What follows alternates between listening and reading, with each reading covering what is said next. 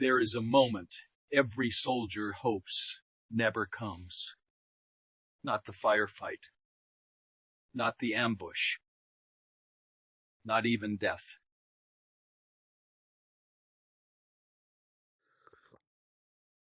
The moment where you are given the power to decide who gets to go home.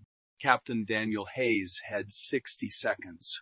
60 seconds, that would define the next 30 years of his life. This is that story. Before we talk about that night, you need to understand who Captain Daniel Hayes was, because this story only hits the way it should if you understand what was at stake. Daniel grew up in Clarksville, Tennessee, 20 minutes from Fort Campbell, son of a veteran, grandson of a veteran. The military wasn't a career choice for Daniel Hayes. It was a calling. He enlisted at 18, made sergeant by 23, earned his commission through officer candidate school. Top of his class. His instructors didn't just pass him, they recommended him. One evaluation reportedly read, Hayes doesn't just follow doctrine. He understands it, and then he improves on it. By the time he was 30, Daniel Hayes had done 2 tours in Iraq, 1 in Afghanistan, and he'd brought his people home. Every single time. That wasn't luck.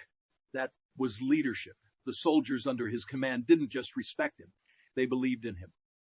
The kind of belief that only forms when someone has looked you in the eyes in the worst possible moment and didn't flinch. Captain Daniel Hayes never flinched. Until the night he did.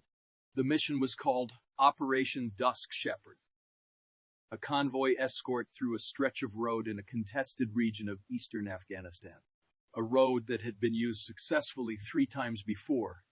Intelligence classified the risk level as moderate to low.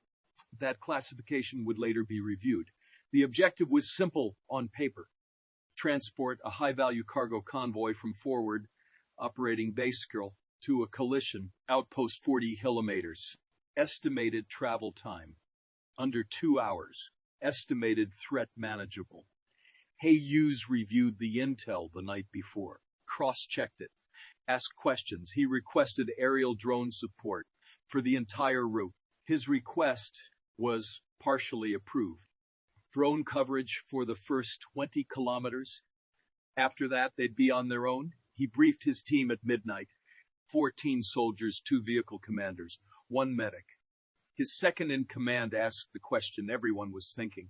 Sir, what is our contingency if the intel's wrong? Hayes answered, it is not wrong, but if it is, we improvise, we adapt, and we bring everyone home, same as always. They moved out at 0200 hours. 14 men, 3 vehicles, and a road that had been anything but quiet for 3 weeks prior. The first 15 kilometers were clean, too clean. Hayes noticed it first, the absence of movement. Villages along that route were never fully quiet. There were always lights, figures, the sound of daily life bleeding into the night. That night, nothing like the land itself was holding its breath. 22 kilometers in, the drone went dark, and 18 seconds later, IED, the lead vehicle. Gone. 2 soldiers from the lead vehicle were critically wounded. 1 was already gone. And they were 22 kilometers from the nearest support, in the dark, being watched. Command radioed. 7 minutes for drone support. Hold your position, Hayes answered. 7 minutes, copy, will hold. Those 7 minutes, Hayes would later say, lasted a lifetime, because in those 7 minutes, he had to make decisions with almost no information. He chose to hold. It was the right call. The shooting from the ridge slowed. Whoever was up there was waiting too. This is the part war movies get wrong. They show you the explosions, the gunfire, the heroism. They don't show you this. A man, a good man, sitting in the dark, running calculations in his head about who might die tonight and in what order. At 2:17 a.m., the drone arrived, and everything got worse. The drone operator reported 11 to 14. Individuals 200 meters ahead on the road, moving slowly, Direction toward the convoy. Hayes asked, armed thermal inconclusive. Possible long rifles on 2 individuals. And then the words that changed everything. There are smaller heat signatures mixed in, could be children, could be equipment. Before Hayes could process it, command broke through. You are authorized to engage. Confirm authorization received. Authorized to engage, 3 words, and every one of them landed like a stone. He had the authorization. He had the firepower. He had wounded soldiers who needed this threat neutralized now. He had a group 200 meters away with possible weapons and possible children. In training, they prepare you for ambiguity, positive identification before engagement. Proportional response, minimize civilian casualties, doctrine.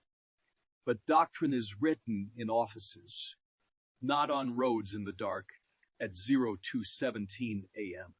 60 seconds. His mind ran through it. If they're insurgents, coordinated pincer, the IED was the first jaw. This group is the second. Engaging now saves his people. But the smaller heat signatures, 2 of them, moving close to the larger figures, shepherds move at night. Families displaced by fighting travel in the dark because it is safer than daylight. What if this group is running from the ambush, not part of it? Command came through again, awaiting confirmation of engagement. Then his lieutenant, Sir Kowalski, won't make it if we don't evac in the next 10 minutes. The heartbeat stopped. Hayes said, weapons free, engage. The strike was precise. The threat was eliminated. That is what the report said. What the report also noted, buried in appendices, was this. Of the 14 individuals in the group, 9 were confirmed adult males. 3 carried weapons, 2 did not. And 5 were not combatants, 2 women. 2 children, ages estimated between 6 and 10, and an elderly man. The after-action review confirmed he followed protocol. The authorization was lawful. The engagement was within ROAS. Technically, Captain Daniel Hayes did everything right. Technically, Kowalski survived barely, lost a leg, kept his life. He later said Captain S was the first face he saw when he woke up, and that Hayes looked like a man who hadn't slept in years. He hadn't. Not really, not since that road Hayes received a commendation for his leadership during the ambush. He accepted it quietly, said nothing at the ceremony. His commanding officer described him after that night as technically present, operationally effective, but somewhere else. He completed his remaining tour, came home, and began the second war. The one nobody gives you medals for. The war inside. PTSD doesn't always look like flinching at fireworks. Sometimes it looks like a decorated officer who simply stops laughing, who sits in a room full of people and can't find his way to them, who replays 60 seconds on a loop, wondering what would have happened if he'd waited 10 more seconds, called for visual confirmation, ordered a warning shot, anything. There are people who will hear this story and say, he made the right call. His soldiers were dying. That is war. And they're not entirely wrong. There are others who will say 2 children. How do you live with that? And they're not entirely wrong either. That is the part that doesn't make it into the recruitment posters. War is not a series of heroic moments. It is a series of impossible ones, where every option costs something, where the rules exist for good reason. But the rules were written without knowing this exact moment. Daniel Hayes left the Army 3 years after that night, not because they forced him out, because he could no longer trust the version of himself that was capable of making that call. And he didn't know if that meant he'd grown or broken. He now works with a veterans mental health organization. He talks to soldiers who are carrying their own impossible nights. He doesn't tell them it gets easier. He tells them the truth. You don't move past it.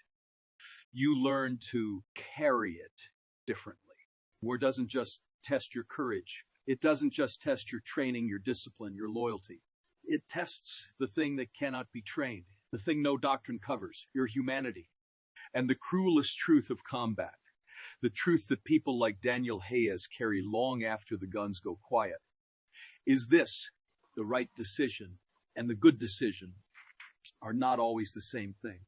Some decisions don't make you a villain. They just make you human. And sometimes that is the hardest thing to be. In memory of every soldier carrying a knight they can't put down.